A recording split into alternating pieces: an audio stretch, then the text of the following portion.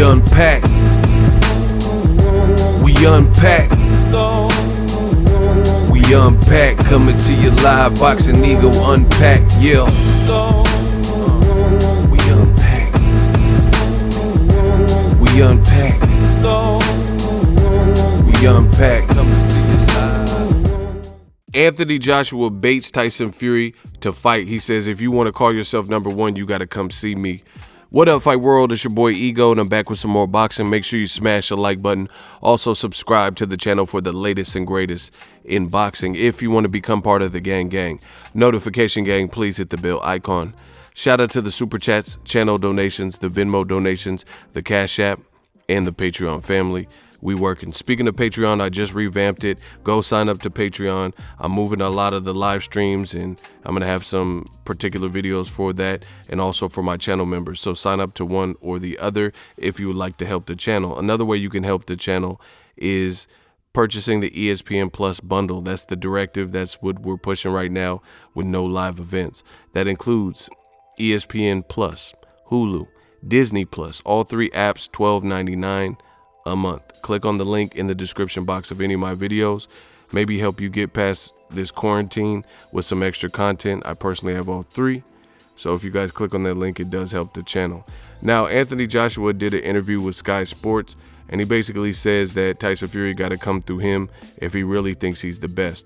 I disagree with that. I think despite Joshua having more belts, Tyson Fury, you know, he fought Wilder. Those were the number 1 and 2 guys. So I think that just solved who was number 1, you know, not Joshua. Joshua's last performance, he did what he had to do, but it was less than stellar, in my opinion.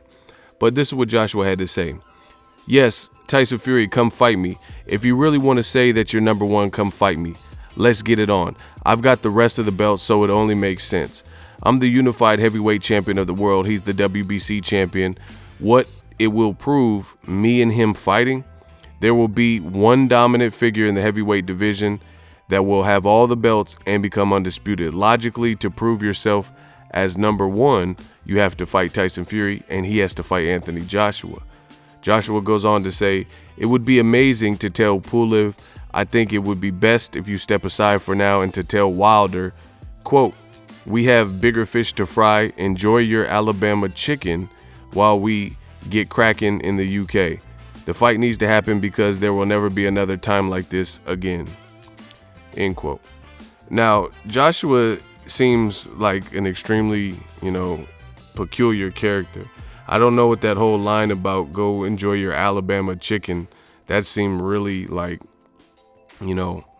way out of left field. Like, what do you mean, enjoy your Alabama chicken? That was just a weird comment. Moving on. Him and Tyson Fury, yes, it's a big British fight, but guess what? I'm not going to spend too much time talking about it because I don't think it'll happen. Eddie Hearn and Joshua have been playing games, and it's very apparent to see now that the dust has settled what it was. How come Wilder and Fury have had 2 fights already and Joshua has fought neither? That's by design. This is Team Joshua. If Joshua wanted to fight Tyson Fury so eagerly, then he was the guy that was the big name in the division. How come it wasn't him that resurrected Tyson Fury after Tyson Fury had the 3-year ban and the drug stint and the cocaine binge and disappeared from boxing and had to relinquish all of his belts? Instead, in lieu of Joshua and Eddie Hearn playing games and rejecting $50 million to fight in America, saying that they wanted to fight in the UK because they owe it to the fans, but later, the very next year, after promising 2 fights in Wembley, September and April 13th, they actually came to America, and guess what?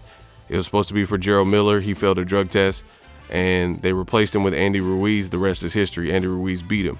So you can get beat in America, not for $50 million plus 50% of the pay-per-view proceeds. You'll reject that, but you'll get beat for less money against a 5-week replacement of a guy who was perceived to be out of shape and, some fat guy. That was just a horrible look. So I haven't really even heard many people even talking about Joshua since both pair of Ruiz fights. But beyond that, Joshua, he was the king of the division when he was undefeated, and he could have easily fought Deontay Wilder and easily resurrected Tyson Fury.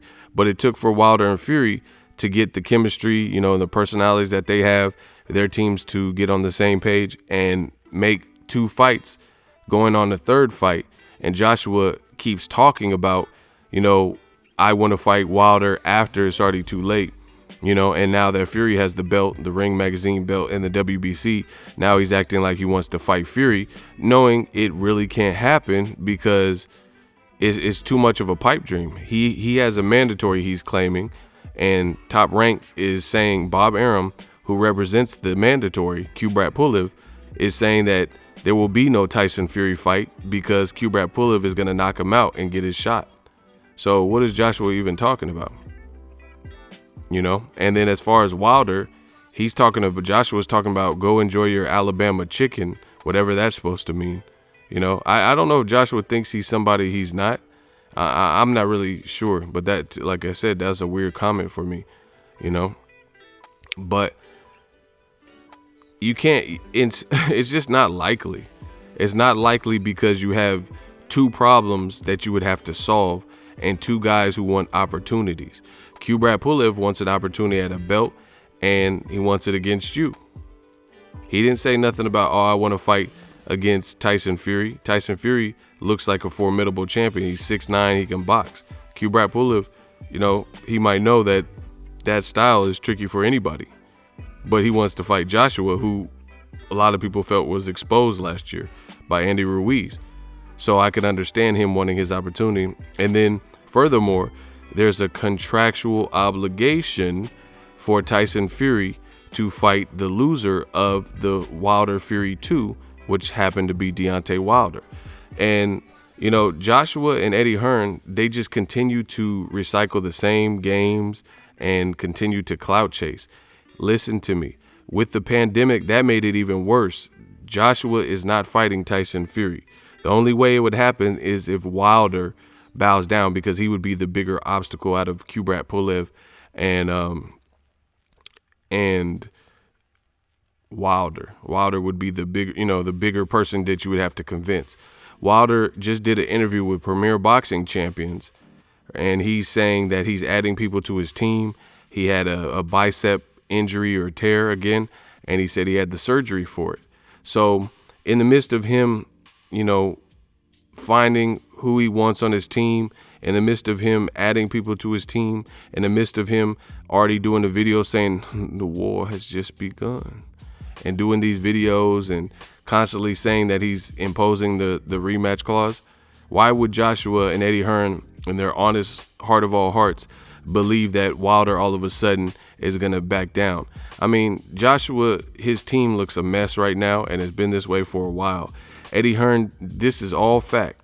New media, we control the narrative. Eddie Hearn, he did an interview. You can Google all this stuff I'm saying. Eddie Hearn did an interview, and he said that there is a sum of money that they can offer Wilder, because they kept pumping Tyson Fury versus AJ.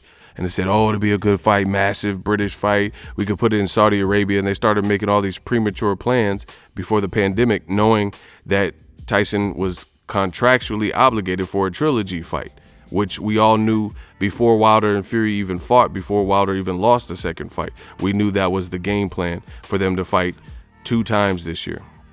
But somehow, some way, Eddie Hearn and Joshua acted like they didn't get the memo, started talking to Sky Sports and whoever would listen, all the UK media, doing these hour-long interviews and telling people that, you know, if Wilder takes step-aside money, they could find an amount of money, because this would be huge for British boxing, even though Eddie Hearn also said he wanted to take the fight to Saudi Arabia. So if you care so much about British boxing, why would you take a fight with 2 British fighters from the UK, from England, and put them in Saudi Arabia?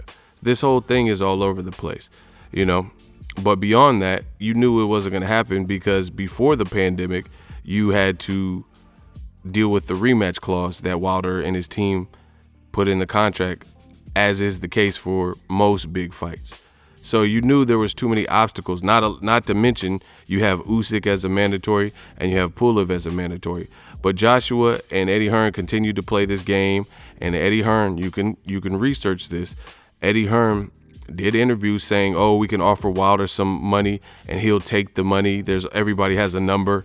And then a month later, Eddie Hearn is now saying that Deontay Wilder, his pride was bruised and he'll never take step aside money. It sounds crazy that the UK and the UK fans try to act oblivious to all these contradictions and the double talk, where Eddie Hearn will literally say thing A, and then weeks later he'll say something else. He went from saying Wilder would take step aside money and they can come up with a number that would appease him, to now saying the exact opposite, that Wilder, he's too prideful to take step aside money. And then once again, Joshua continues to clout chase, talking about a Fury fight and making two people step aside, which we know won't happen. Beyond that, we had this global pandemic that nobody anticipated, that's unprecedented, and that complicated things further, because we still haven't even seen Daniel Dubois, Joe Joyce, and fights that were already on the schedule, like Dillian White and Povetkin, like Joshua, his fight with Pulev. So we're behind and losing valuable time. So Fury, between all things considered, the pandemic, the rematch clause, mandatory, so you have two people you have to appease with step aside money just to make the fight, right? And you have Bob Arum and Frank Warren, and Bob Arum says, I shot the breeze with Eddie Hearn, but we didn't talk about anything of note. And yet and still, you have Team Joshua, Eddie Hearn, and Anthony Joshua continuing to do interviews to bamboozle the public and make it look like a Wilder fight or a Tyson Fury fight will be likely and doable. All they have to do is get Wilder out of the way. But your own promoter has now switched and said that Wilder wouldn't take step aside money. Bob Arum and Frank Warren said they had no detailed conversations with Eddie Hearn about making a Fury versus Joshua. Why does Joshua keep Tyson Fury's name in his mouth, and then Wilder's name in his mouth previously, all at times where they know it can't happen? I mean, this is just sad at this point, for you to constantly mention fights that won't happen. We're in a pandemic, nobody's fighting. And beyond that, like I said, there's too many obstacles to make Joshua Fury. The only way it would happen is if Wilder all of a sudden had change of heart, which most people believe he's too prideful to do, and then he doesn't trigger his rematch clause like he said, like he got cold feet. But even if you're going to go with that logic, it doesn't sound likely, because Wilder literally a day ago, yesterday, just did an interview with the Premier Boxing Champs podcast, and Deontay Wilder talks about the rematch, and he's talking about how he's adding two people to his team, and he says that he felt like a zombie, and the new fight, the Trilogy fight with Fury, would be different. So all roads are leading to Wilder Fury, a trilogy, as we knew beforehand, but yet and still, Joshua and Eddie Hearn continue to try to play this little game where they're making it sound like there's any hope to get this all British battle for number one and undisputed. The other gripe that I have with it is, notice that this is Joshua what he wanted. I think Joshua truly fears Deontay Wilder, the style. He knows Fury's a good fighter too, but Fury is not necessarily going to knock everybody out. You see what I'm saying? And Joshua himself has power. So Fury, it'd be Joshua has boxing ability and fundamentals, so does Fury. So, it could be a high-speed chess match. Stylistically, we've heard all these rumors about Joshua getting dropped by Joey DeVecco. We've seen Klitschko drop him. We heard about David Price knocked him down or unconscious. We heard about Daniel Dubois rumors. We've seen him, drop 4 times and quit versus Ruiz. These types of things. Right? Heard stories of him having difficulty in sparring. So I think Wilder was such a devastating puncher, and is a devastating puncher, and his style is so wrong for Joshua, that Joshua is happy that Wilder lost, that another man like Tyson Fury went out and beat Deontay Wilder so he could just skip the whole Wilder saga and then talk about, Fury, because I think he likes the stylistic matchup with Fury over Wilder. And I truly believe that. And the proof is in the pudding, because now all of a sudden, listen to a whole different demeanor from Joshua about how it'll be so great for Undisputed. It's like Tyson Fury winning has breathed new life into Joshua, and he's so elated and ecstatic and eager to make Undisputed. But before, when it was Wilder, he turned down $50 million, said he didn't want to come to America to make the fight, said, oh, you took 30 seconds of my interview, or you took 5 seconds of my interview, and you want to hold me to it. And he had all these excuses for not fighting Wilder. So that's the side note, is Joshua is attempting to coattail now Fury because he likes the stylistic match better, and he really didn't want to fight Deontay Wilder. I really believe that. I really and truly believe it. So he's happy that someone else took out the trash as opposed to him having to do it. He's talking about how Fury demolished and destroyed, annihilated Deontay Wilder. That's great for Fury, but you didn't do it. Joshua was the undefeated fighter that everybody wanted to see fight Wilder, and you let another Gypsy King, another person from your area, from your region, do the deed and do the damn thing, as opposed to you. Instead of saying, oh, I knew Wilder had only one right hand, you have to stay away, then why didn't you fight him? And then you show us before Tyson Fury. Now Wilder has a blemish on his record, and you could have been the one to blemish it, but you didn't want to be undisputed when Wilder was knocking everybody out, and you let Tyson Fury, like I said, do the heavy lifting and the dirty work. That's really all I got to say. The clout chase continues with Team Joshua. I'll put money that the Joshua-Tyson Fury fight does not happen in 2020. Again, pandemic. We lost. We don't have a head start. We're already going to be behind 2 to 6 months, in terms of boxing fights. The promoters are going to have so many fights backlogged, and fighters that are finally out the quarantine wanting to fight, they're going to have to be able to schedule it and load up cards. And, it's going to be madness when we're allowed to resume the traditional regular life. And then again, you have a mandatory Pulev, you have a mandatory Usyk. How you going to appease them, right?